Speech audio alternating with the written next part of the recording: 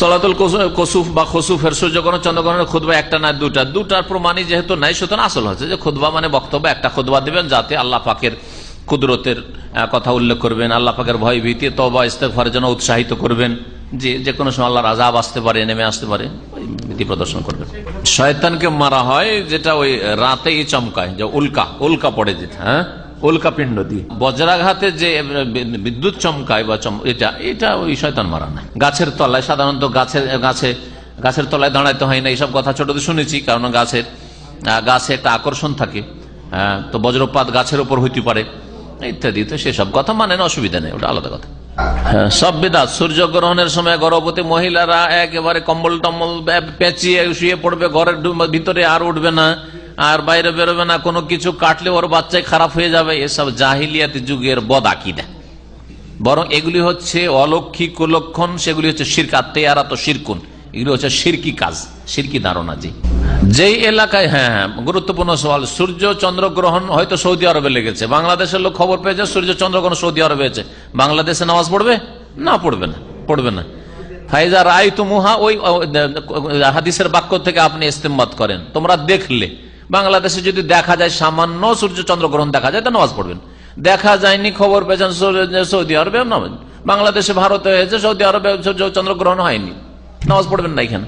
জি, যারা দেখবেন তারা একবার বাইরে বিদেশে লেখাপড়া করতে যেতে চায়, সেখানে বড় দাড়ি রাখলে অসুবিধা, সেই জন্য ছোট দাড়ি রাখবে, তার জন্য জায়েজ হবে, যদি সেই শিক্ষা জরুরি হয় মুসলিম উম্মতের জন্য, নিজের পেটের জন্য নয়, মুসলিম উম্মতের স্বার্থে, দেশের কল্যাণের স্বার্থে, জাতির স্বার্থে, আর জাতি হচ্ছে উম্মতে মুসলিমা। তো যদি এইরকম জরুরি হয় যে এই শিক্ষা নেওয়া ফারজে কিফায়া, আমাদের কিছু লোককে বিদেশ থেকে এই সাবজেক্টটা পড়ে আসতে হবে, তাহলে তার বৈধতা আছে। দাড়ি অবশ্যই রাখবেন, দাড়ি মুন্ডন করা হারাম, শক্ত একেবারে ছোট করে রাখা হারাম, কিন্তু মোটামুটি দাড়ি যদি রাখে তাহলে, যেমন এক শ্রেণীর লোকের এক মুফতি বলছেন, তাহলে তার ওয়াজিবটা আদায় হয়ে গেল, আর বাকি অতিরিক্ত রাখা মুস্তাহাব, তাহলে ওইরকম করা যেতে পারে। আপনি সেই সাবজেক্টটা মুসলিম দেশে বা ভালো পরিবেশে পড়ার চেষ্টা করেন, পশ্চিমা দেশে না গিয়ে মালয়েশিয়ায় চলে যান আপনি পড়ার জন্য, তাই না?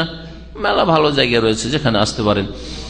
ইউরোপে গিয়ে যেসব পড়াশোনা করছে সেটা গিয়ে শারজা ইউনিভার্সিটিতে পড়াশোনা করা যেতে পারে। আমি জানি না যে সেখানে পড়াশোনার মান কেমন, কিন্তু ওই সাবজেক্ট যদি থাকে, ধরেন আপনি এসে পড়াশোনা করতে পারবেন শারজায়, পড়াশোনা করতে পারবেন মালয়েশিয়ায়, তাহলে আপনি কেন অস্ট্রেলিয়া যাবেন, কেন আপনি আমেরিকা আর কানাডা যাবেন? তো কথা হচ্ছে যে তারপরে ওই সাবজেক্ট পড়ার আসলে কি প্রয়োজন রয়েছে উম্মতে মুসলিমা? যদি প্রয়োজন থাকে তো অবশ্যই। চিরকাল কত গোলামি করবেন, আর গোলামি করতে হবে না, গোলামি মুক্ত হইতে হবে, নিজের স্বয়ং সম্পূর্ণ হইতে হবে। কিন্তু যদি প্রয়োজন না থাকে, শুধু বেশি স্যালারি বাড়াবো, আমার পোস্ট বাড়াবো, মান বাড়াবো, সেই জন্য কোনো প্রয়োজন নেই, কোনো প্রয়োজন নেই। জি, আল্লাহ হেফাজত করেন।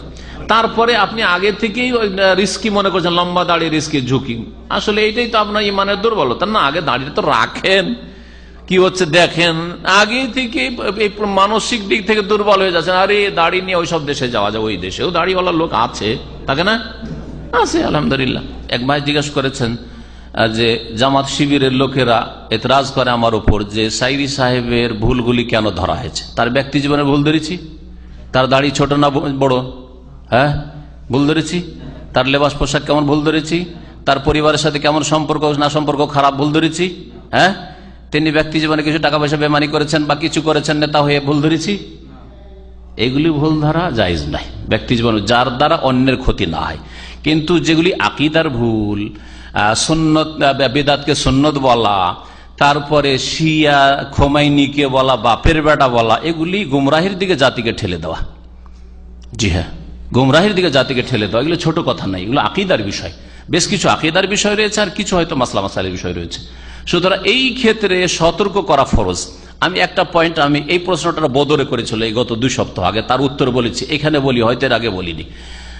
আল্লাহ পাক রব্বুল ওই উত্তরটা অতিরিক্ত অ্যাড করার তৌফিক দিয়েছেন। সেটা হচ্ছে যে যদি কেউ ভুল গাইড করে থাকে ধর্মের নামে, তো গুনার বোঝাগুলি যারা ভুল পথে চালিত হবে ওর উপরে চাপবে না? চাপবে না, চাপবে, ঠিক না? আচ্ছা, ওই লোকগুলি, যেই লোকগুলি ওর ভুল মিস গাইডের কারণে গুনাহে লিপ্ত, শিরকে লিপ্ত, বিদআতে লিপ্ত, ভ্রান্ত আকীদা, যে শিয়াদের সাথে হানফি শাফির ইখতিলাফি হয়তো আছে, অথচ আকীদার ইখতিলাফ, অথবা এরকম ধরেন জাল হাদিস বয়ান করে মানুষকে গোমরাহ করা, মিলাদের বিষয় ইত্যাদি, এসব বিষয়গুলি হতে আছে। তারপরে সাইয়েদেনা, সম্মিলিত দুরুদ পড়া, সম্মিলিত মহব্বতের জিকির পড়া, এসব যে বিদাতগুলি আছে এগুলো থেকে সতর্ক করলাম। তাহলে তার কারণে, তার ভুল বক্তব্যের কারণে অনেক লোকেরা যে গুমরাহ হচ্ছিল, তাদের ওই গুমরাহ লোকদের সংখ্যা কমে আসলো না আসলো না? কমে আসলো না আসলো না? যত সংখ্যা কমবে গুমরাহ লোকের, তত তার গুনার বোঝা হালকা হবে না হবে না? তাহলে সাইদি সাহেবের খারাপ করলাম না ভালো করলাম? বুঝেছেন লজিকটা? যদি তার বক্তব্যের কারণে 1 লক্ষ লোক গুমরাহ হয়ে থাকে, 1 লক্ষ লোক গুমরাহ হয়ে থাকে সাপোজ ধরেন, আর আমি তার ভুলগুলি ধরিয়ে দেওয়ার কারণে 50,000 ফিরে চলে আসে, তো 50,000 লোকের যে গুনাহ ওর উপর চাপত, তাতে থেকে তো তাকে মুক্ত করলাম, তো তার তো খায়ের খাহি করলাম, তার আমি হিতাকাঙ্ক্ষী। বোঝা গেছে? আর এই তরিকা সাহাবায়ে কেরামদের জামানা থেকে, রাসূলের জামানা থেকে চলে আসছে। যদি আপনার কারণে কে বিভ্রান্ত হয় তাহলে সতর্ক করা ফরজ। না হাদিসের জয়ীফ সহিহ জয়ীফটা কেমন করে জানতাম? এক্ষুনি বললাম যে ইবনে লাহিয়া জয়ীফ, এই কথাটি আমি কি করে জানতাম বলেন? আপনার জানা তো দূরের কথা, আমি কি করে জানতাম? নাসরুদ্দিন আলবানী কি করে জানতেন? আর ইবনে বাজ কি করে জানতেন? কেউ জানতে পারতেন না।